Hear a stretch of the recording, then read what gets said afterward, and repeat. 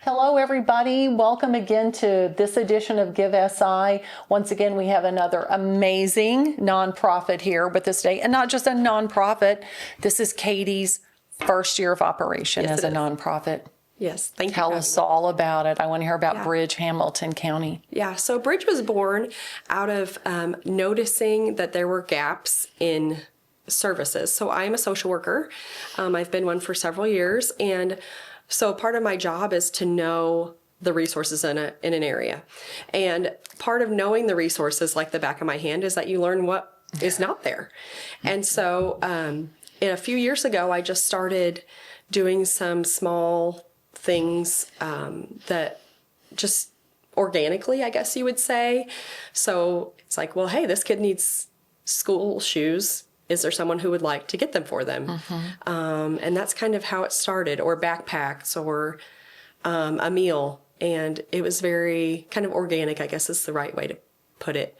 And then the first year I decided to do school shoes, I did 55 pairs. And it was very much that angel tree style. They tell me what they need, and then someone goes and buys it, and I give it to them. So then the next year I thought, well, I can open this to the community. So that year I thought I was going to get about 75, and I got 155. And I started to panic because I did not have enough. I didn't think that I had enough to meet the need. No. And I put a call out. It was just on social media. And within 48 hours, we had the need met. And that's when I really learn that there is something here. We have people who have needs, and we have people who want to fill those needs. And sometimes they just need a go-between. And so that's kind of where that all started. So you are the bridge.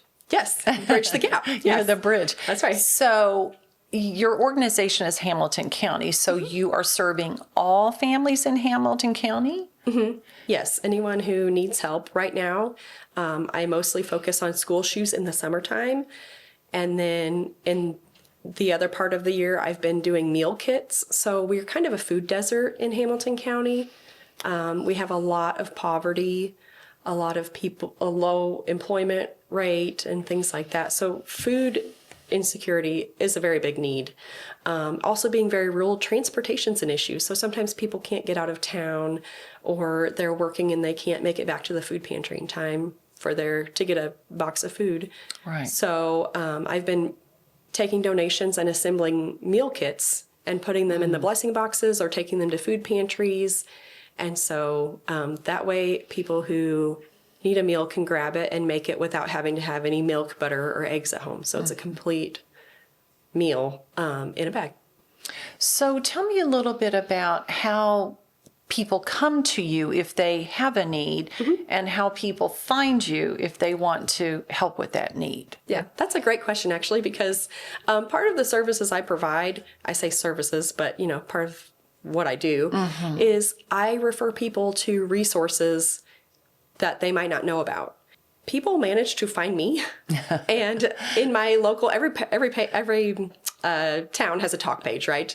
And so someone would say, well, where's the nearest food pantry? And someone would tag me, or, I need help with my utilities. Someone would tag me. And so that has came on very organically, but I also love to serve people in a way that helps them get their needs met long-term. So what do you mean by that? So with my shoe drive, I've had people who, once I had a grandparent that needed shoes for a grandchild. So then I was able to refer them to senior services for grandparents raising grandchildren for any additional needs that they might have. Someone came to pick up their shoes and they were stressed about their utility bill not being going to be cut off. And so I was able to refer them somewhere where they could get their help with utilities.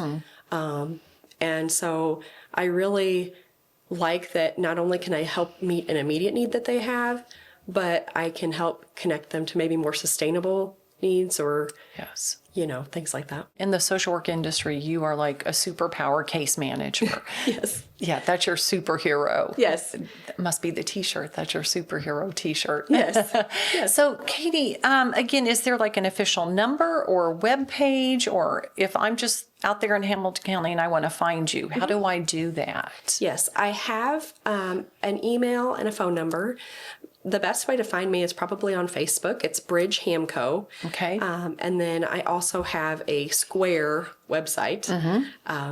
It's set up sort of like you would shop there, but you click and make a donation. So you would choose an item. So you would choose like a teen shoe, or you would choose a food box fill up and then decide how much you wanted to donate. So that's kind of a very small operation, very simple. I do work full time, so I try to keep it as simple as possible. And I get contacted by churches. Hey, do you want to come? We have a few people who need shoes. Will you come help? Or so a lot of times that's just the best way to contact me. All right. So you're participating in GiveSI this year for the first time, since this is your first year as a nonprofit. Yes. What is your financial goal? My goal for this year is $2,000. Okay. I felt like I wanted to keep it modest, but also dream a little bit.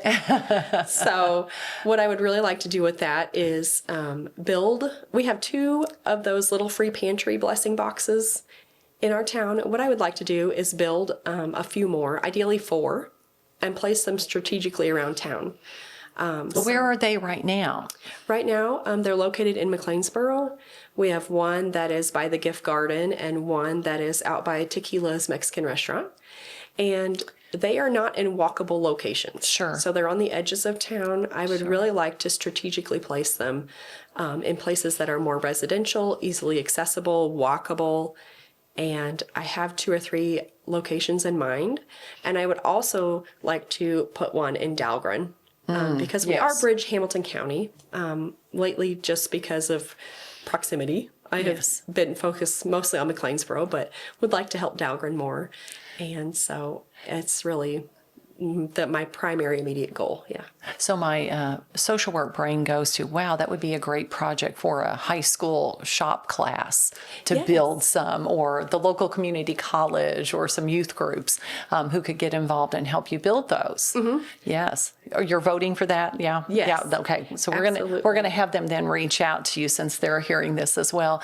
So Katie, before we end, is there anything you want us to know about your organization? And just didn't ask you the right question to tell us. What do you want us to know?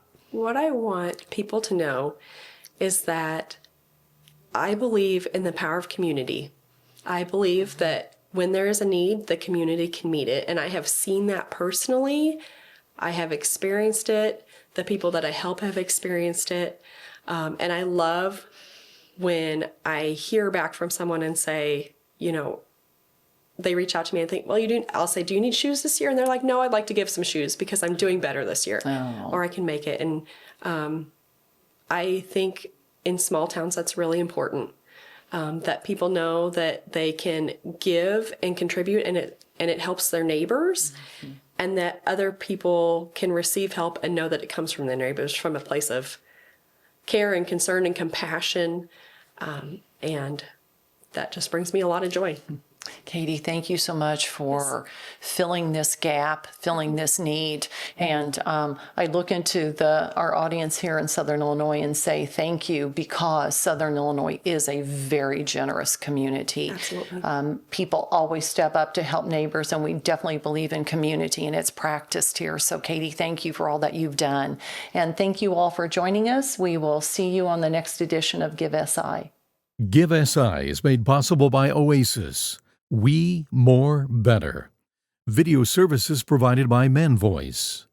Additional funding for GiveSI is made possible by these sponsors.